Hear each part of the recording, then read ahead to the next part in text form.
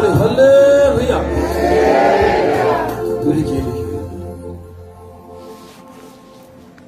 the Lord. Hallelujah. Fathers and brothers in Jesus Christ. കഥാവിലൊരിക്കൽ വലിയ കൃപയ്ക്ക് നമുക്ക് നന്ദി വന്ന് പ്രാർത്ഥിക്കാം. നന്ദി പറഞ്ഞു. ഹല്ലേലൂയ. കുരിശ് വരച്ച് വിശുദ്ധ കുരിശിന്റെ അടയാളത്തിൽ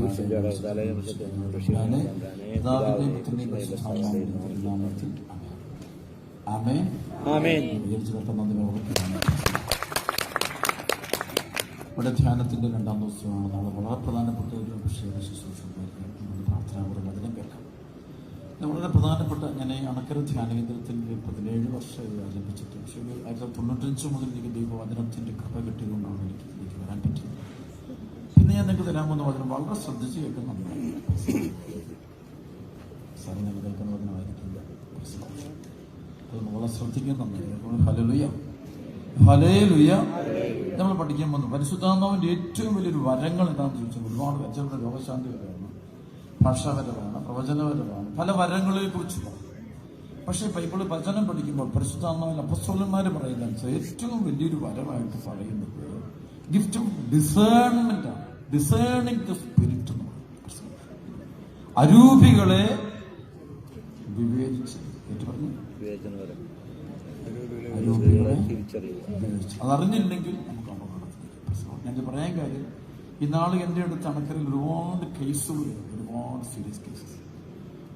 അപ്പോൾ ഒരുപാട് അടയാളങ്ങളിലൂടെ ഉണ്ടായ ബന്ധം, ഒരുപാട് അടയാളങ്ങൾ ഉണ്ടായിട്ട് വരും. പക്ഷെ അതൊക്കെ ചിലപ്പം ഈശോയെ കണ്ടുമുട്ടിക്കുമ്പോൾ പൈസ ബന്ധിക്കുമ്പോൾ പൈസാസത്തെ വഹിക്കും. ചിലക്ക് പറഞ്ഞ ഒരു പരിശുദ്ധാമ്മയെ അനുഭവിച്ചു, പക്ഷെ ബന്ധിക്കുമോ കിടന്ന അലറി കഴുത്തേക്കിട്ട് കൊന്തയിൽപ്പെടെ വലിച്ച് പറിച്ച് പൊട്ടിച്ച് കളഞ്ഞു.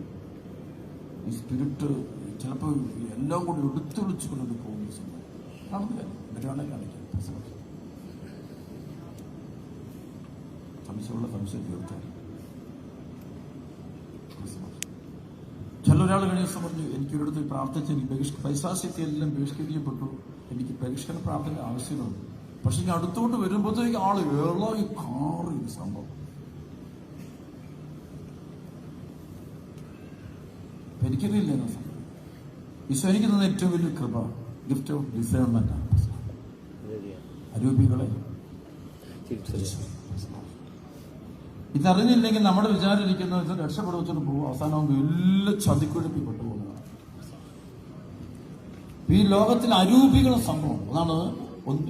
വചനം തുടങ്ങാൻ പോകണം. യെശയ്യാ പ്രവാചകന്റെ പുസ്തകം 66 ആത്മാവിൽ എളിമയും അനുതാപവും ഉണ്ടായിരിക്കും, എൻ്റെ വചനം കേൾക്കുമ്പോൾ ഇറക്കി. അപ്പൊ ഇത് എളിമയോടെ അനുതാപത്തോടെ ഇരുന്നാൽ മാത്രമേ നമുക്ക് വചനം കിട്ടൂ. അല്ല നമുക്ക് അഹങ്കാരത്തോടെ ഇരുന്നിരിക്കും വചനം നമ്മൾ ബുദ്ധി കൊണ്ടെടുക്കും. എനിക്ക് ഇവിടെ വരുമ്പോൾ ഉണ്ടാകുന്ന ഏറ്റവും വലിയ പേടിയുള്ളൊരു വചനമാണ്. ഇവിടെ തുറന്നപ്പം കിട്ടിയ വചനമാണ് പേടിച്ച് പ്രസംഗം. കിട്ടുന്ന വചനം ഞാൻ പറയും, ആണ് എൻ്റെ സ്വഭാവം. പ്രസംഗം അത് ആൾക്കാർക്ക് ഇഷ്ടപ്പെടുകയോ നോക്കാൻ word of God which I get just simply speak to. കാരണം എന്നോട് കർത്താവ് പറയുന്നത് നീ പോയി വചനം പറയുക, വേറെ ഒന്നും ചിന്തിക്കുക. ഞാൻ പറയുന്നുണ്ടോ നീ ഞാനെന്തോ നിന്നോട് പറയുന്നത് അത് പറഞ്ഞു. വെള്ളം ചേർത്ത് കല്ല് അദ്ദേഹം 2 കടത്തുകൾ കൊടുക്കാൻ വെച്ച് ഹല്ലേലൂയ. അപ്പോസ്തലപ്രവർത്തനം 17-ാം അധ്യായം അത് 16 മുതലുള്ള വചനത്തിൽ പറയും. പൗലോസ് ഏഥൻസിൽ പോയി സുവിശേഷം പ്രസംഗിക്കുന്നത്. ഏഥൻസ് എന്നൊരു രാജ്യത്തിൽ അവിടെ ഉണ്ട് ചില എപ്പിക്യൂരിയൻ ചിന്തകരും സ്റ്റോയിക് ചിന്തകരും അവനോട് തർക്കിച്ചു തുടങ്ങിയില്ല. പൗലോസ് അവരെയും പ്രതീക്ഷിച്ച് ഏഥൻസിൽ താമസിക്കുന്നത് നഗരം മുഴുവൻ വിഗ്രഹങ്ങൾ കൊണ്ട് നിറഞ്ഞിരിക്കുന്നത് കണ്ട് അവന്റെ മനസ്സിൽ വലിയ ക്ഷോഭമുണ്ട്. അതിനാൽ ഞങ്ങളോട് കൂടെ വായിച്ചോണേ. അതിനാൽ സിനഗോഗിൽ വെച്ച് യഹൂദന്മാരും മറ്റു ഭക്തജനങ്ങളുമായും പൊതുവെ സ്ഥലത്ത് വെച്ച് എല്ലാ ദിവസവും അവിടെ കൂടിയിരുന്നവരുമായി വാദപ്രതിവാദം നടത്തി. ചില എപ്പിക്യൂരിയൻ ചിന്തകരും സ്റ്റോയിക് ചിന്തകരും അവനോട് തർക്കിച്ചു. ചില പറഞ്ഞു, ഈ വിഡ്ഢി എന്ത് പറയാനാണ് ഭാവിക്കുന്നത്? ഇവൻ വിദേശ ദേവതകളുടെ പ്രചാരകനാണെന്ന് തോന്നുന്നു എന്ന് മറ്റുള്ളവർ പറഞ്ഞു. അവൻ യേശുവിനെ കുറിച്ച് പുനരുദ്ധാനത്തെ കുറിച്ച് പ്രസംഗിച്ചു. അവർ അവനെ പിടിച്ച് അരേപ്രകാശത്തിൽ കൊണ്ടുപോയി നിർത്തിയിട്ട് ചോദിച്ചു, നീ അവതരിപ്പിക്കുന്ന ഈ പുതിയ പ്രബോധനം എന്താണെന്ന് ഞങ്ങൾക്ക് പറഞ്ഞു തരാമോ? വിചിത്രമായ കാര്യങ്ങളാണല്ലോ നീ സംസാരിക്കുന്നത്. ഇവയുടെ അർത്ഥം എന്തെന്ന് ഞങ്ങൾക്ക് അറിയണമെന്നുണ്ട്.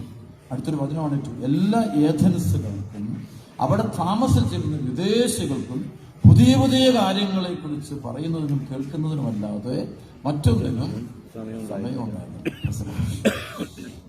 പുതിയ കാര്യം, നോവൽറ്റീസ് നോക്കി ഗോയിങ് ആഫ്റ്റർ പുതിയ സംഭവം, പുതിയ അഭിഷേകം, പുതിയ അടയാളം. അതെല്ലാം ഒരു ഈവിൾ സ്പിരിറ്റ് ചെല്ലാം കിട്ടിയത് പോരാ. അപ്പൊ അത് അടയാളം അവർ കിട്ടിയിട്ടുണ്ട്. കാരണം ഈ അടയാളങ്ങളുടെ പറയാൻ നടക്കുന്ന ആളുകൾ. ഇവിടെയാണ് ഈ പരിശുദ്ധാത്മാവിന്റെ ഈ ഏറ്റവും വലിയ ഗിഫ്റ്റ്. 1 കൊറിന്തോസിന്റെ 12-ാം അധ്യായത്തിന്റെ 10-ാമത്തെ വചനം വായിക്കാമോ? 1 കൊറിന്തോസിന്റെ 12-ാം അധ്യായത്തിന്റെ 10-ാമത്തെ വചനം വായിച്ചു. ഒരുവന് അത്ഭുതങ്ങൾ പ്രവർത്തിക്കാനുള്ള വരവും മറ്റൊരുവന് പ്രവചിക്കാൻ വരവും വേറൊരുവന് ആത്മാക്കളെ, ഏറ്റവും വലിയ കൃപയാണ് ഞാൻ പറയും ആത്മാക്കളെ ഉപയോഗിച്ചത്. അല്ലെങ്കിൽ നമ്മൾ ചതിക്കും. അതുകൊണ്ടാണ് ഈ 1 യോഹന്നാൻ 4:1-2 പറഞ്ഞാൽ നിങ്ങളെല്ലാ ആത്മാക്കളെയും വിശ്വസിക്കരുത്. തുടങ്ങുന്ന എങ്ങനെ? നിങ്ങളെല്ലാ ആത്മാക്കളെയും വിശ്വസിക്കരുത്. പ്രിയപ്പെട്ടവരെ, എല്ലാ ആത്മാക്കളെയും നിങ്ങൾ വിശ്വസിക്കരുത്. ആത്മാക്കളെ പരിശോധിച്ച് അവ ദൈവത്തിൽ നിന്നാണോ എന്ന് വിവേചിക്കും. എല്ലാം കാണാം. ഒരുപാട് പ്രാർത്ഥനകൾ മേടിച്ച് അവിടെ എല്ലാം ഈ പ്രവചനക്കാരെടുത്ത് പോകുന്നു, പ്രവചനം മേടിച്ച് അവിടെ എല്ലാം. പക്ഷെ ബന്ധനം കൂടുതലാണ്. അത് ഈ സ്ലൈസ് സ്പിരിറ്റ് ഒരുപാട് പേര് തലയെ കൈവച്ച് ഒരു സ്പിരിറ്റ് ഉണ്ടാവും ചിലർക്ക്. അപ്പൊ അത് വന്നു കഴിഞ്ഞാൽ പിന്നെ ആ വ്യക്തിയുടെ കുടുംബം മുഴുവൻ തീർന്നു പോകുന്നതാണ്. കടബാധ്യത, കുടുംബത്തിൽ മക്കളെല്ലാം കൂട്ടത്തല്ല, അപ്പനമ്മ മുഴുവൻ പ്രശ്നം. അത് ഇവര് രാവിലെ വൈകുന്നേരം വരെ പ്രാർത്ഥന. പക്ഷെ ഇവരുടെ പ്രശ്നം ഒരിക്കലും, ഇവര് മറ്റുള്ളവരുടെ പ്രശ്നം ഒരുപാട് തീർക്കും. പക്ഷെ ഇവരുടെ പ്രശ്നത്തിൽ, അവരുടെ ജീവിതത്തിൽ ഇതൊരു പ്രത്യേക രീതിയിൽ ഒന്ന് മൂവ് ചെയ്യും. ഇത് സ്പിരിറ്റിന്റെ പ്രവർത്തനമാണ്. ഒരു സ്പിരിറ്റ്, ഒരു പ്രത്യേക സ്പിരിറ്റ്. ഞാൻ പറയുമ്പോൾ ഇത് പരിശുദ്ധാത്മാവിന്റെ അനുഭവം കൊണ്ട് ഞാൻ പറയും. അതുകൊണ്ട് എൻ്റെ ആത്മീയ ജീവിതത്തിലെ ഏറ്റവും വലിയ തീരുമാനങ്ങളൊന്നാണ് പരിശുദ്ധാത്മാവിന്റെ ആത്മീയ ഗുരുക്കന്മാരോട് പറയുന്നത്. എല്ലാവരെയും കൊണ്ട് തലയിൽ വെച്ച് പ്രാർത്ഥിക്കുക. സഭയെ ആശീർവദിക്കുന്ന ഒരു സംഭവം. അത് വലിയ കാര്യമാണ്. തലയൊക്കെ വെച്ചുള്ള പ്രാർത്ഥന എന്ന് വെച്ച് കഴിഞ്ഞാൽ ഭയങ്കര സംഭവം. കൈവെപ്പ് പ്രാർത്ഥനയാണ് ഏറ്റവും സ്പിരിറ്റ് മുഴുവൻ പകരുന്നത്. കൈ പ്രാർത്ഥന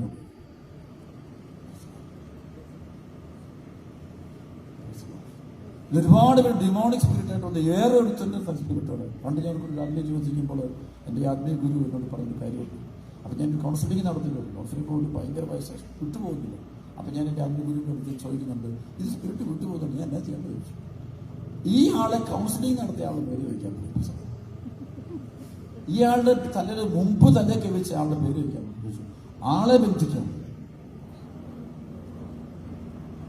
ഇയാളുടെ കൈവച്ച് ആളെ ബന്ധിക്കാൻ. അപ്പോഴുണ്ട് അല്ലവിളിക്കൊണ്ട്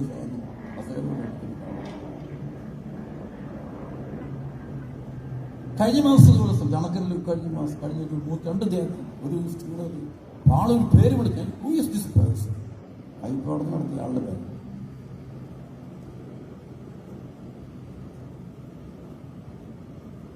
അത് പ്രശ്നമായി. എന്ത് ചെയ്യുമ്പോഴത്തേക്കും ശുശ്രൂഷയുടെ ആൾക്കാരും കൂടി പഠിച്ചു. ഇതിന് പാമ്പഴയുന്ന പോലെ എന്നെ ഇവിടെ നേടയില്ല.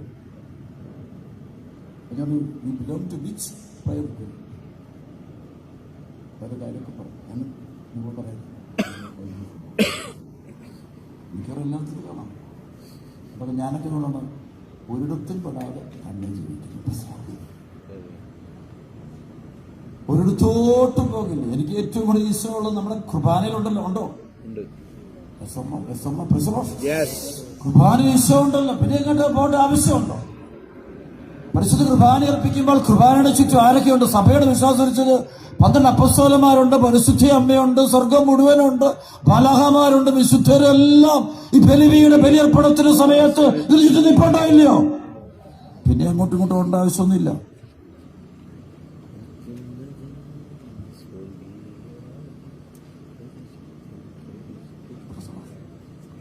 ഓടുന്നുണ്ടെങ്കിൽ അർത്ഥം നീ ഇതിൽ വിശ്വസിക്കുന്നില്ല എന്നല്ല അർത്ഥം. You are having a faith in the Holy Eucharist, the Eucharistic celebration of the Holy Mass.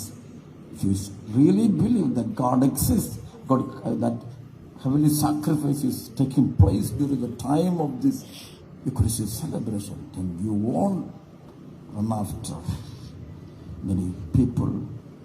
Praise the Lord. അവസാന കാലഘട്ടത്തിൽ ഏറ്റവും വലിയ പ്രത്യേകത ഒരുപാട് അടയാളങ്ങൾ കാണിച്ചുള്ളൂ. ഒരുപാട് വ്യാജപ്രവചനം, 1 2 ഒന്നുമല്ല, 100 കണക്കിന്. ഞാൻ ഞാൻ തന്നെ ഒരു 10-50ഓളം കേസ് പിടിച്ചിട്ടുണ്ട്.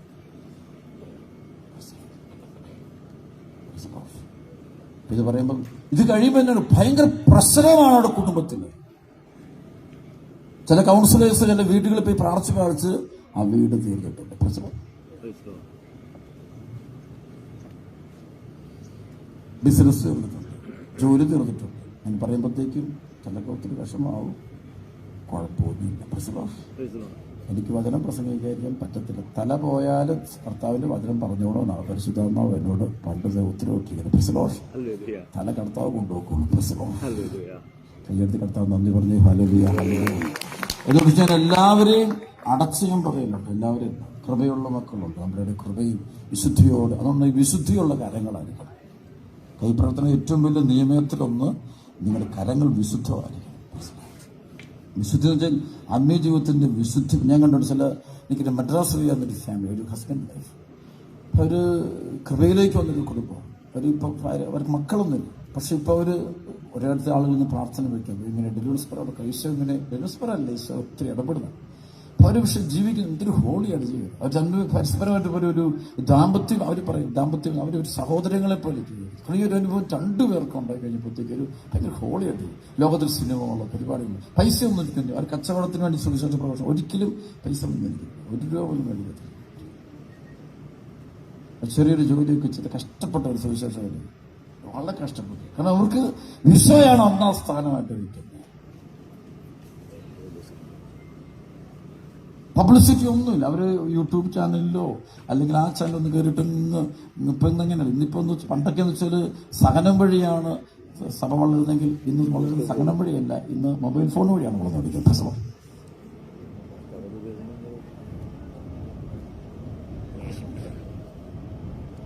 നല്ല PR വർക്കാണ് എല്ലായിടത്തും, നല്ല PR വർക്കാണ്. വളരേണ്ടത് അങ്ങനെയല്ല, വിശുദ്ധരം ഉണ്ടായത് അങ്ങനെയല്ലല്ലോ. ആണോ? വിശുദ്ധി കൊണ്ടാണ് വളർന്നത്.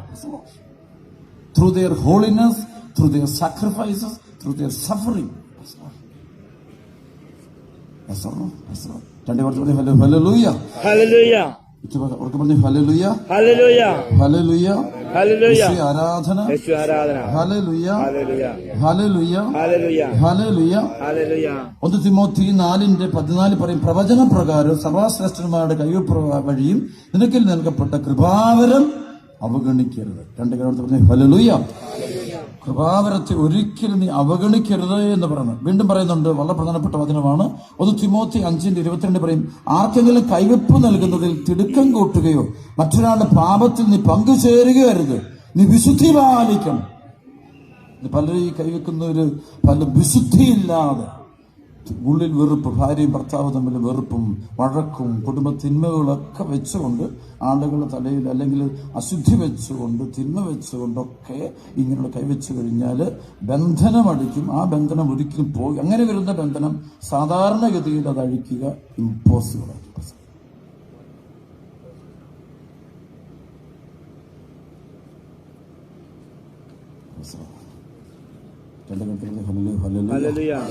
അങ്ങനെ തിമോത്തിയോസിനോട് പരിശുദ്ധാത്മാവ് പറയുന്ന വലിയൊരു വചനമുണ്ട്. 2 തിമോത്തി. ഞാൻ ഈ പറയുമ്പോൾ ഇത് വലിയ ആണ്. ഒത്തിരി പേർ പലയിടങ്ങളും ഇങ്ങനെ ബന്ധനം കാരണം അഴിക്കാൻ വേണ്ടി ഓടി നടത്ത് ഒരിടത്തും പോയിട്ട് അഴിക്കും. എവിടുന്നോ ഇത് ഇതൊരു രഹസ്യത്തിൽ, ആത്മീയ രഹസ്യത്തിൽ വെളിപ്പെടും. ഞാൻ ഈ വചനം മുഴുവൻ കേൾക്കണം. ഞാൻ ചെറുത് ഇപ്പം തുടങ്ങിയിട്ട് കുർബാന പോട്ടം നമ്മൾ തുടങ്ങും. കുർബാന മധ്യത്തിൽ ഇതിന്റെ ബാക്കി ക്ലാസ് ഞാൻ തരും. അതിനുശേഷം കുർബാന കഴിഞ്ഞും തരും. എന്നിട്ടായിരിക്കും നമ്മൾ ഡെലിവറൻസ് പ്രയറിലേക്ക് നമ്മൾ പ്രവേശിക്കാൻ പോകും. കാരണം ഇതിൽ ഒരുപാട് തലങ്ങളുണ്ട്. ഞാൻ തുടങ്ങിയിട്ട് പോലും ഇല്ല, ജസ്റ്റ് ഒരു ബിഗിൻ ചെയ്യുന്നത് മാത്രമേ ഉള്ളൂ. അപ്പൊ അതിന്റെ മുഴുവൻ അറിഞ്ഞില്ലെങ്കിൽ നമുക്ക് നിങ്ങൾക്ക് കൺഫ്യൂഷൻ ഉണ്ട്. അച്ഛൻ ഈ പറയുന്നവർക്കും അപ്പൊ അത് ശരിക്കും മുഴുവൻ അറിഞ്ഞു കഴിയുമ്പോൾ നമുക്ക് മനസ്സിലാവും, വിവരിക്കും, നമുക്ക് അതിന്റെ വ്യക്തത മനസ്സിലാവും. 2 തിമോത്തി 1-ാം അധ്യായത്തിന്റെ 6-ാമത്തെ വചനം, എന്റെ കൈവെപ്പിലൂടെ നിനക്ക് ലഭിച്ച ദൈവിക വരം വീണ്ടും ഉജ്ജ്വലിപ്പിക്കണമെന്ന് നിന്നെ ഞാൻ എന്റെ കൈവെപ്പിലൂടെ. അതാണ് അപ്പസ്തോലിക കൃപകളൊക്കെ സഭയിലേക്ക് കൈവെപ്പിലൂടെ. അതാണ് ഈ പരിശുദ്ധാത്മാഭിഷേകത്തിന്റെ കൈവെപ്പ് പ്രാർത്ഥന ഭയങ്കര സൂക്ഷിക്കണം നമ്മൾ.